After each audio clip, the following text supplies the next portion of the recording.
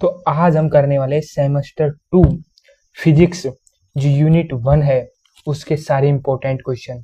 तो तुम्हारी बुक का नाम है, एक मिनट, ये बुक का नाम ये दिख रहा होगा आपको स्क्रीन पर, देखो ये बुक का नाम है इलेक्ट्रोमैग्नेटिज्म। इसी नाम से तुम्हारा पेपर होगा सेकंड सेमेस्टर में। तो अब इसके जो क्वेश्चन पेपर है 2024 का है, तो यूनिट 1 की जो इंपॉर्टेंट क्वेश्चन है वो मैं आपको शो कर देता हूँ स्क्रीन पर। देखो पहला क्वेश्चन ही आ गया भाई साहब, what is mean by divergence of A vector. Divergence की परिभाषा बतानी है भाई साहब आपको, उसका जो फिजिकल सिग्निफिकेंस है वो भी बता देना। सदिश क्षेत्र ये दे दिया एफ बराबर ये, इसका कर्ल याद करो। कर्ल का सीधा सा मतलब है ये क्रॉस और एफ वेक्टर, क्योंकि कर्ल का फॉर्मूला यही तो होता है, कर्ल डॉट ए वेक्टर। ठीक है, तो जब भी सवाल की बात आ जाए तो हमेशा इसको हटा देना है। देखो किसको, इस वाले पार्ट को हटा देना है। अब यहाँ पर एफ है तो यहाँ पर एफ लगा देंगे, यहाँ पर वी है तो वी लगा देंगे, ए है तो ए लगा देंगे, उसके हिसाब से लगा देंगे। लेकिन क्रॉस और ये कर्ल के लिए हमेशा रहेगा। और याद कैसे रखेंगे, कर्ल के लिए क्या आएगा, क्रॉस। और अगर यहाँ पर डाइवर्जेंस होता का डाइवर्जेंस करो तो हमेशा इस तरह करके डॉट आ जाएगा और आगे सेम आएगा। वी होगा तो वी लगा देंगे, एफ होगा तो एफ लगा देंगे, और इसी तरह इसको याद कर देंगे। जो हमने 10वीं 12वीं में पढ़ा था डिटर्मिनेंट वाला, उसी से सोल्व हो जाएगा। यहाँ पर डेल की वैल्यू आ जाएगी, आई जे के ऊपर लिख देंगे, और फिर डेल की वैल्यू आ जाएगी del upon del x del upon del y, और नीचे नीचे आ जाएगी एक्स वाई जेड की वैल्यू यहाँ पर आई। ठीक है, और समझ में नहीं आया तो भाई साहब इसका तो क्या ही सॉल्यूशन बताऊँ मैं आपको। और जो क्वेश्चन सोल्व करवा रखे हैं इनका लिंक आपको डिस्क्रिप्शन में मिल जाएगा। तो देखो ये हम घूर्णी सदिश क्या है, ये भी उसी से आगे कर्ल से। घूर्णी सदिश का मतलब क्या है, ऑलरेडी पढ़ के आ चुके हैं। यदि कर्ल बराबर क्या होगा, 0 होगा, तो वो घूर्णी सदिश कहलाता है। ये है घूर्णी सदिश। और इरोटेशनल आघूर्णी सदिश के लिए क्या होगा, जब भी घूम नहीं रहा होगा तो 0 हो जाएगा, इस तरह। ये सारी चीजें जो कर्ल वाले हैं उसमें से आइए, जिनका लिंक आपको डिस्क्रिप्शन में मिल जाएगा, स्टेप बाय स्टेप देख लेना। और देखो 3 सवाल भाई साहब पहली यूनिट से, देखो सही तुम एक बार, तीनों के तीनों।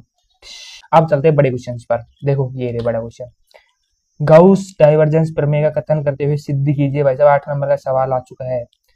Drive and state Gauss divergence theorem, ये हो गया। ये दूसरे वाले चैप्टर में से है, इसका एक दूसरा है तो इसको छोड़ देंगे, कर्ल वाले में कर रहे हैं अभी के लिए हम बस।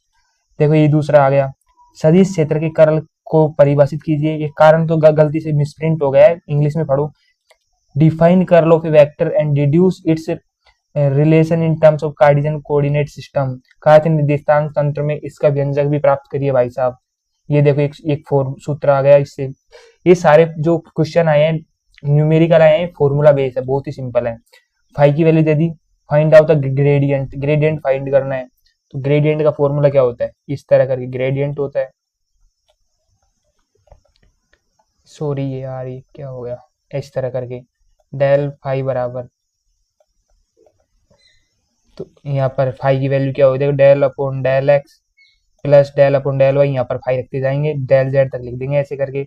Del upon del phi upon del x plus del phi upon del y plus del phi upon del z, इस तरह होगी।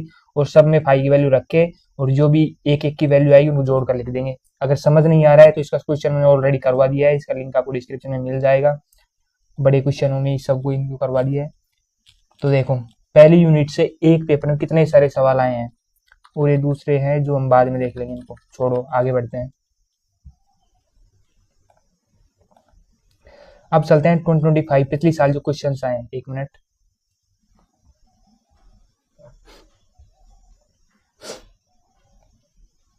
ये देखो पिछले साल 2025 आए हैं, सेम पेपर है, इलेक्ट्रोमैग्नेटिज्म फिजिक्स का ही है, राजस्थान यूनिवर्सिटी का। तो देखो ये छोटे क्वेश्चन आते ही रहते हैं। देखो एक सदिश क्षेत्र के डाइवर्जेंस का बहुत ही महत्व बताइए, गाउस के कथन का नियम लिखिए, और उसके अवकलन और समाकलन रूप लिखिए। अब देखो इसमें कंफ्यूज नहीं होना है, अवकल और समाकलन रूप में एक होता है गाउस के डाइवर्जेंस का, होता है गाउस का नियम is equal to q upon epsilon naught, और यहाँ पर क्या आएगा, फ्लक्स, फ्लक्स बराबर फाई। तो फाई, फाई क्या होता है, ए डॉट डी एल, इस तरह रेखीय समाकलन, ठीक है। तो समाकलन रूप तो ये हो गया इसका, और अवकलन रूप ये थोड़ा सा अलग है। तो इसमें इस तरह करके कुछ आएगा, मेरे एग्जैक्टली ध्यान नहीं है। यहाँ पर ई आएगा या फिर शायद यही आएगा, इज इक्वल टू रो, रो किस तरह आएगा, इस तरह रो अपॉन एप्सिलॉन नॉट, ये इसका अवकल रूप हो जाएगा, इस तरह आएगा ये। तो ये तो छोटे में ही आता है, और समाकलन वाला मैंने आपको करवा दिया है ऑलरेडी, उसके गाउस के नियम से, गाउस के नियम से, कूलॉम के नियम से, इनवर्स लो वाला।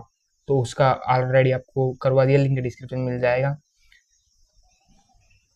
और कौन सा सवाल है इनमें से,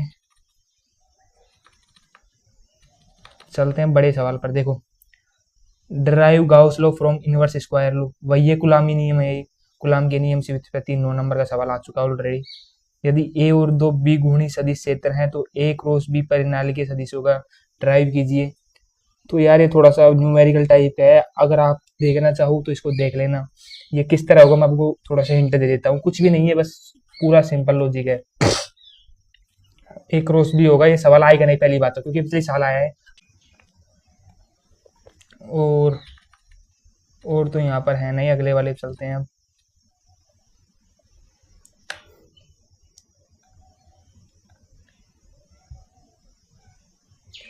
ये है 2029 का, 2019 का।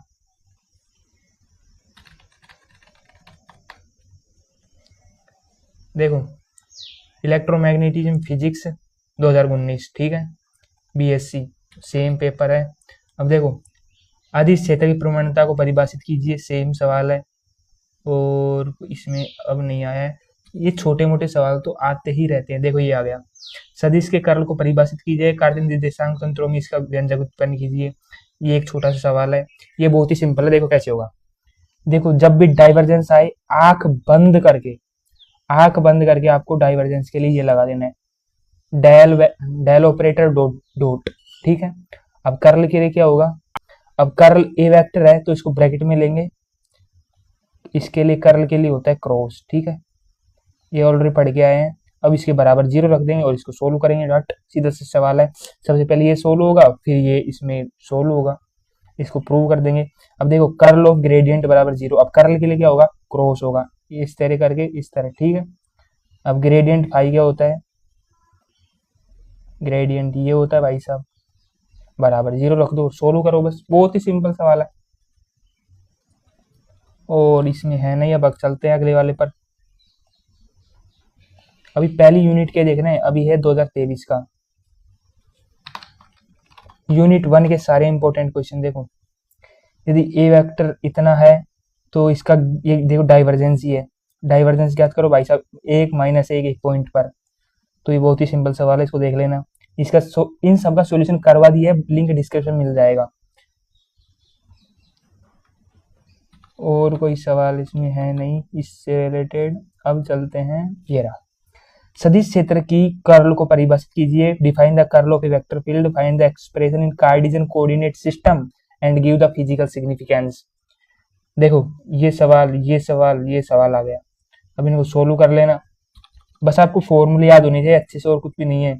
यदि आर वेक्टर इतना है, ये सवाल, ये तो ये, ठीक है। और इसमें है नहीं इससे रिलेटेड।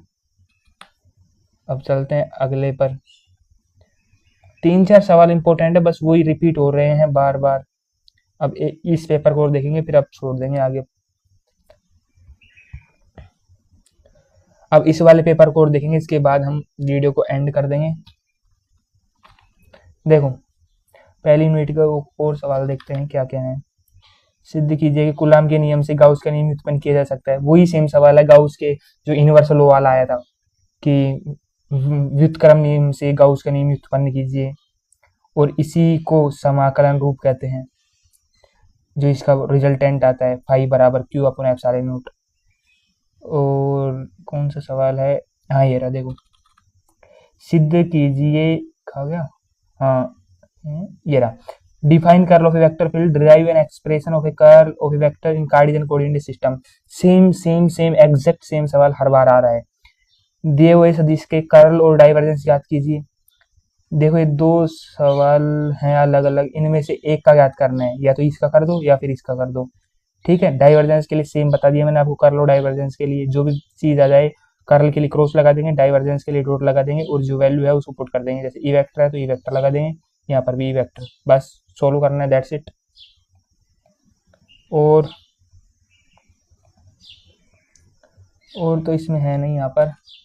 ठीक है, बस ये 3-4 सवाल हैं जो बार बार रिपीट हो रहे हैं, बस इन्हीं को देखना है और एग्जाम में आपको इन्हीं में से मिलेंगे, दैट्स इट। तो इन सभी का सॉल्यूशन आपको लिंक डिस्क्रिप्शन में मिल जाएगा। और जो पहली यूनिट है उसकी मैंने 6 वीडियोस डाले हैं बड़े, और उन्हीं में से सारे सवाल आ रहे हैं। देखो अब 6 यूनिट की मैंने हर एक पीडीएफ की लिंक रखी है 9 रुपये। देखो अगर अलग अलग बाई करोगे तो कितने हो जाएंगे, 9 × 6 54। अगर आप बंडल में बाई करते हो तो आपको 90 रुपीज में पूरी यूनिट की कंप्लीट पीडीएफ आंसर सहित मिल जाएगी, जिसको आप कई बार पढ़ सकते हो। तो चॉइस आपकी, आप इसको खरीदना चाहते हो नहीं, इंडिया।